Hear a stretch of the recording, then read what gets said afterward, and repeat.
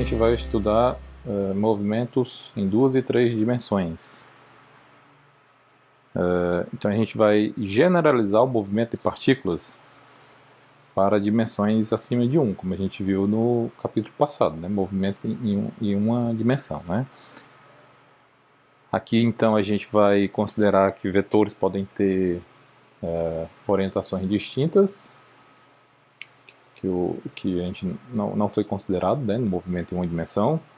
A gente estava trabalhando com vetores no capítulo passado, mas eles estavam todos na mesma linha reta.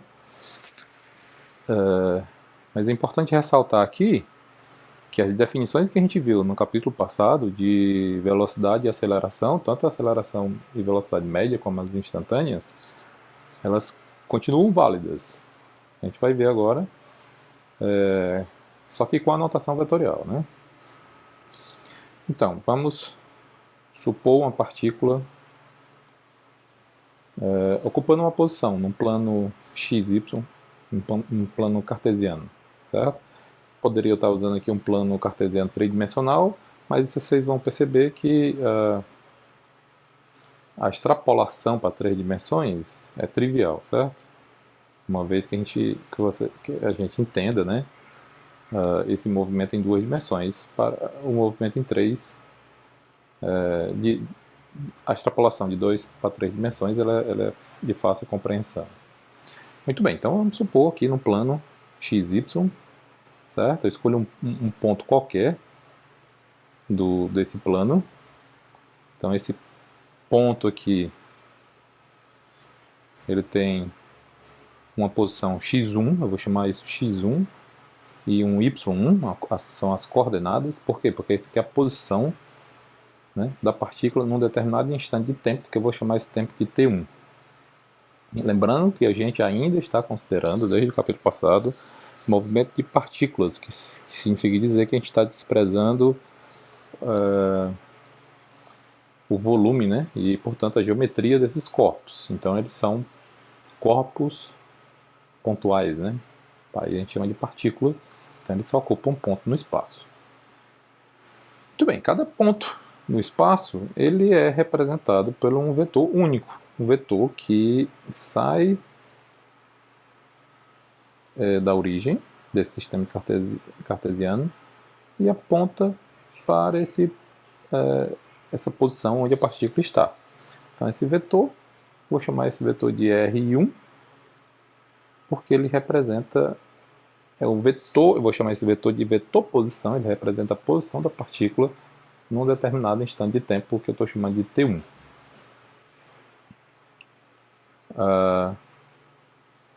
Ao se mover, a partícula ocupa outros pontos no espaço. Então, quando eu considerar um outro instante de tempo, um instante T2, tá, ela foi para um outro ponto cuja coordenada é x2, y2. No instante de tempo T3, a posição ocupada pela partícula é um x3, y3. E assim ela caminha no plano ou em 3 dimensões. Cada um dessas coordenadas, né, é representado por um vetor único, que começa na origem e aponta, né, termina, né, nesse ponto onde está a partícula. Certo? Então, o que acontece para uma determinada trajetória? Eu vou ter um conjunto de vetores RI, R índice I. O índice I é para um determinado instante de tempo, TI. Eu posso escrever nessa forma, certo? Como se fosse um conjunto de vetores, ou posso simplesmente escrever uma variável R, que é a função do tempo, certo? Uma variável vetorial R, que é a função do tempo, que ela guarda todos esses vetores, certo? Então é mais comum, né, usar essa notação de uma variável vetorial R, ao invés de usar isso como se fosse um conjunto de vetores. Né? Na realidade, esse conjunto de vetores está embutido dentro dessa variável à medida que o tempo varia. Mas é importante você entender o seguinte: quando eu escrevo uma um vetor R, e esse em função do tempo, e esse aqui é o vetor posição de uma partícula, esse aqui não é um vetor fixo no espaço, certo? Então, na realidade, isso aqui representa um conjunto, talvez até infinito, de vetores que representam a posição as posições de uma determinada partícula. Então, isso não é um vetor fixo. Bom, para as definições de velocidade e aceleração que eu estou interessado aqui, eu vou me focar somente em dois pontos, certo? Então eu vou pegar esse ponto 1, ponto 2, ou seja, a posição que a partícula ocupa no tempo t1, a posição e a posição que ela ocupa no instante t2. E o que acontece do instante t1 para o instante t2? A partícula se moveu desse ponto 1 para o ponto 2, certo? Então eu posso representar um vetor que eu vou chamar de ΔR, que sai do ponto 1 e aponta, né, termina no ponto 2. Eu já tenho os vetores R1 e R2, que representam esses dois pontos, 1 e 2. E aí o que eu sei lá a gente aprendeu no capítulo de vetores? A gente aprendeu no capítulo de vetores que R2 é igual a R1 mais ΔR. Por quê? Veja, o R1 começa na origem e termina no ponto 1. No ponto 1 começa um segundo vetor, que eu estou chamando de ΔR, e esse vetor termina no ponto 2. Quem é a soma de R1 mais ΔR1? É um vetor que começa onde o R1 começa e termina onde o ΔR termina, que nesse caso aqui é a definição do R2. Certo? Então, da soma vetorial, que a gente aprendeu nos capítulos passados, a gente tem isso, R2, o vetor R2 é igual ao vetor R1 mais ΔR. Ou eu posso escrever dessa maneira aqui, ΔR é igual à subtração do vetor R2 com R1. Certo? Então veja aqui que eu estou fazendo a subtração vetorial. Quando eu faço soma ou subtração vetorial, e se eu decompor esses vetores no plano cartesiano, eu vou trabalhar individualmente as dimensões desses eixos do plano cartesiano. Então, um ΔR, vetor ΔR, que é vetor R2 menos vetor R1, decompondo isso num sistema cartesiano, vai ficar x2 menos x1. O que é x2 x1? x2 é a posição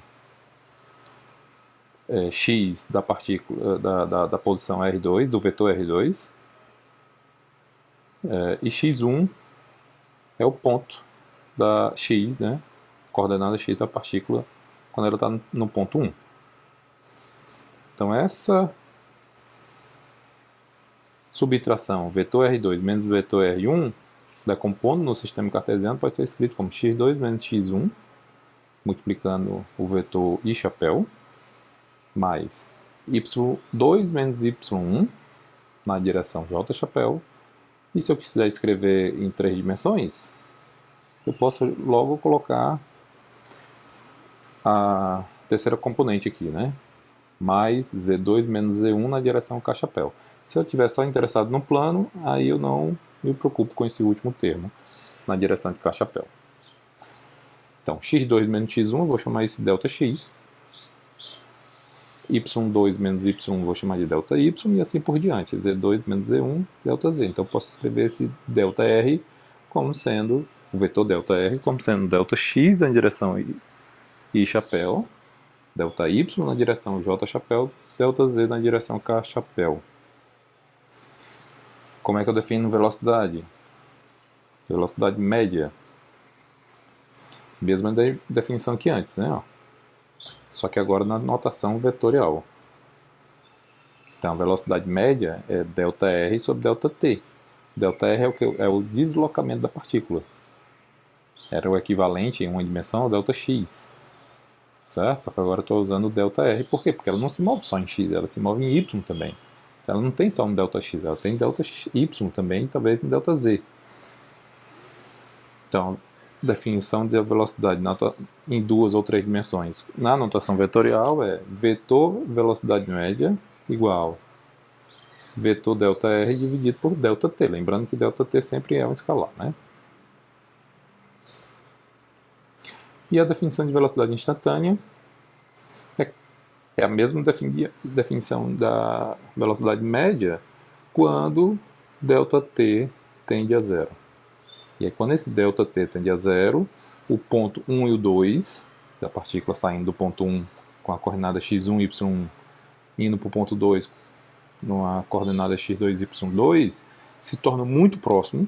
Muito próximo. Por quê? Porque o instante de tempo esperado para ela se mover foi muito pequeno, tendendo a zero. Então esses dois pontos são muito próximos, certo? E ao invés de escrever ΔR, vetor ΔR dividido por ΔT, eu troco a simbologia, assim como a gente fez no capítulo passado, e escrevo, ao invés de um delta, escrevo um d. Então, velocidade instantânea, o vetor velocidade instantânea, dr, onde o r é o vetor, dt, ou seja, é a derivada do vetor posição r em relação ao tempo. Lembrando que essa velocidade instantânea é sempre tangente à trajetória. Certo? Por quê? Porque ela vai passando de um ponto 1 para um ponto 2. Se você traçar, por exemplo, um plano XY, certo? E eu vou traçar uma linha num plano XY, não precisa ser uma linha reta, certo? Você imagina que algo que sobe, depois desce um pouco, depois volta a subir. Se fosse uma função no plano XY, aí na realidade pode ser uma curva qualquer. Essa curva representa a trajetória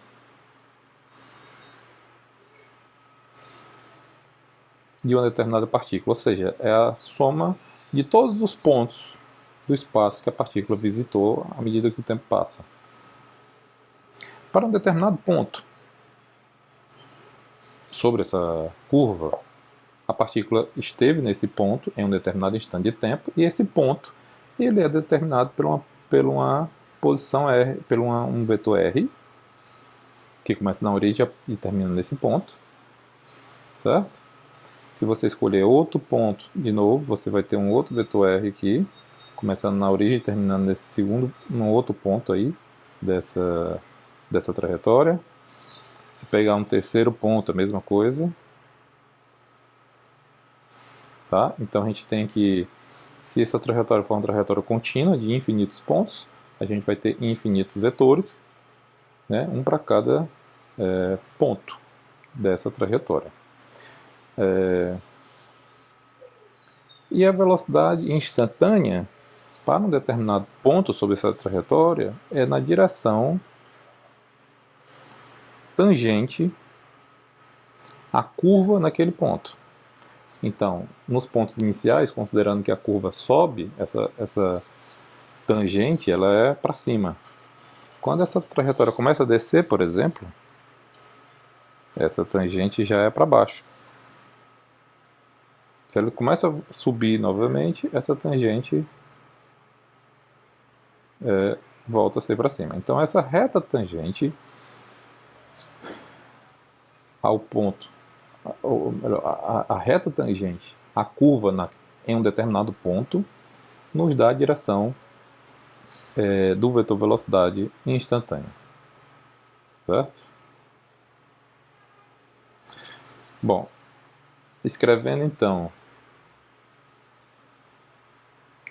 V como sendo a derivada de R em relação ao T, certo? Esse vetor R, ele pode, nesse caso aqui que a gente escreveu essa trajetória, certo?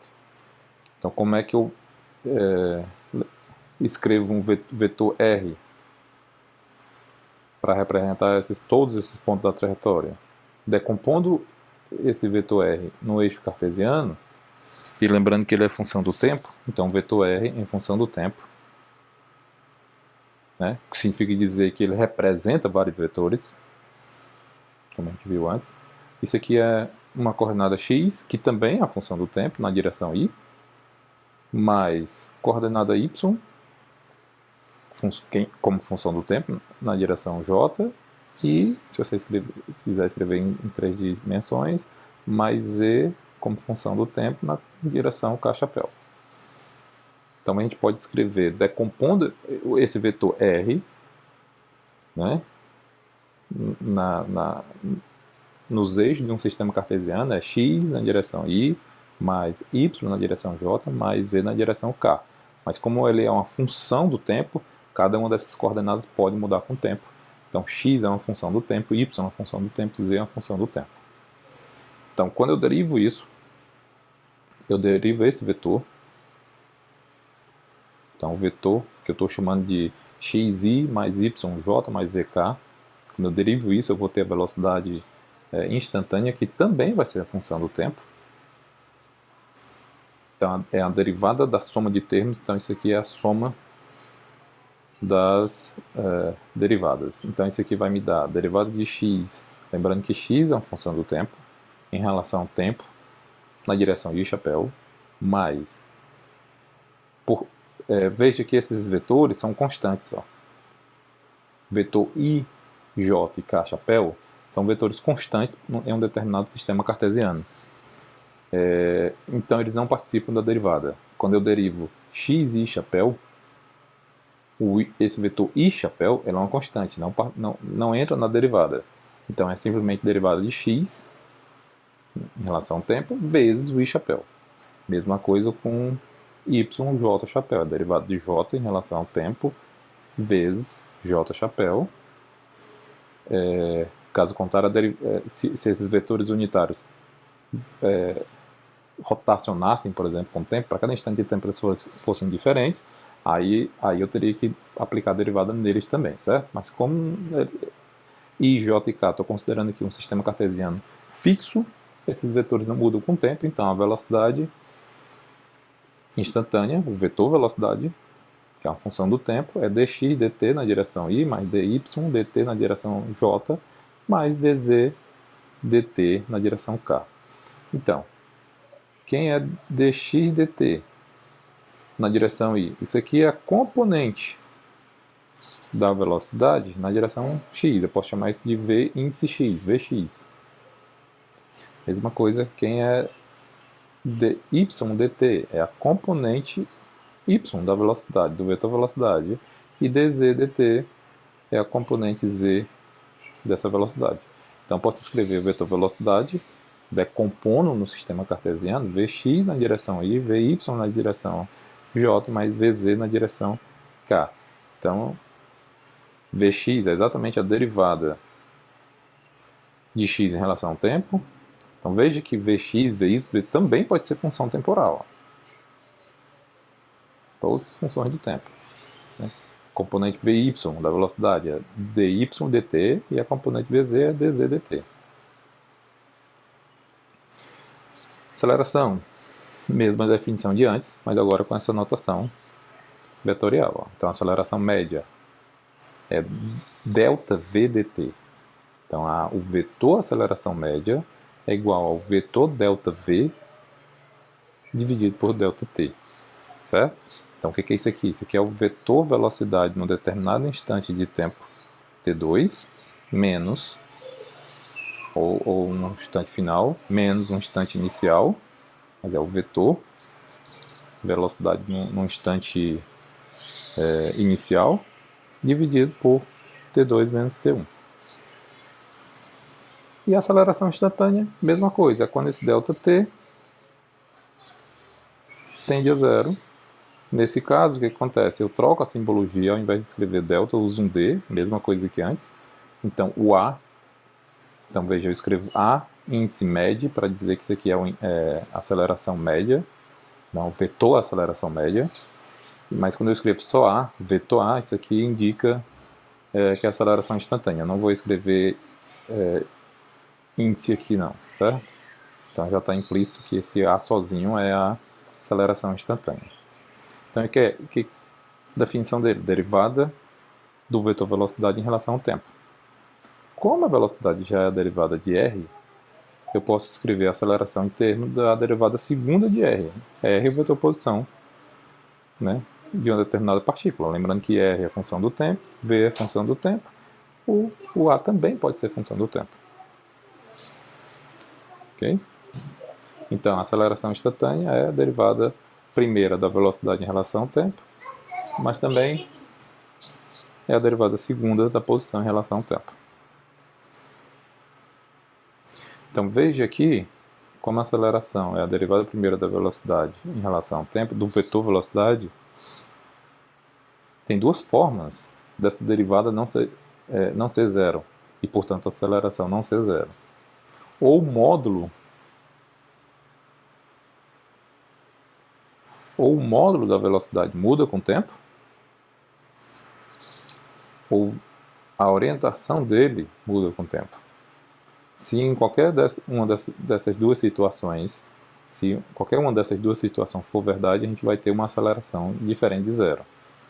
Se a gente tiver a aceleração só vai ser zero se tanto o módulo da velocidade como a orientação, que eu estou chamando aqui de vetor V-chapéu, né, que é o vetor unitário da velocidade, o A só vai ser zero se o módulo da velocidade não muda com o tempo e o vetor unitário também não muda com o tempo.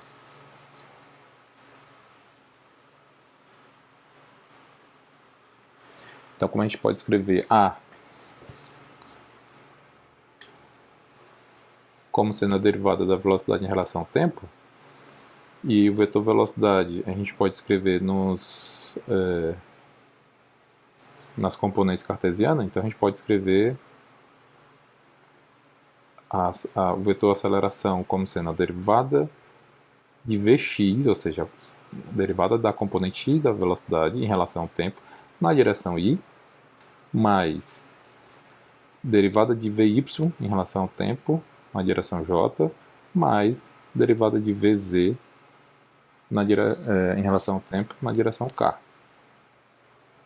Ou a gente pode escrever sabendo que Vx, que é a componente x da velocidade, é a derivada primeira de x em relação ao tempo, o vetor velocidade também pode ser escrito como sendo d2x dt2, ou seja, a derivada segunda da posição em relação ao tempo na direção y. Só ajeitar aqui. Na direção y chapéu, mais derivada segunda de y em relação ao tempo na direção j chapéu, derivada segunda de z em relação ao tempo na direção k chapéu. Ou simplesmente decompor o vetor nas suas componentes, ax na direção y, ay na direção j, az na direção k. Então, ax é a componente x da aceleração, é quem?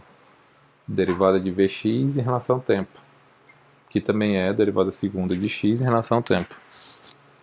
A y, a componente y da aceleração, é a derivada primeira de Vy dt, mas também pode ser escrito como derivada segunda de y em relação ao tempo.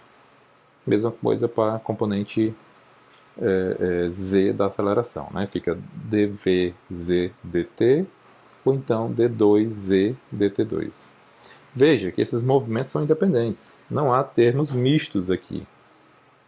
A componente x da aceleração não depende só depende da velocidade, da componente x da velocidade, e que só depende da posição x da partícula.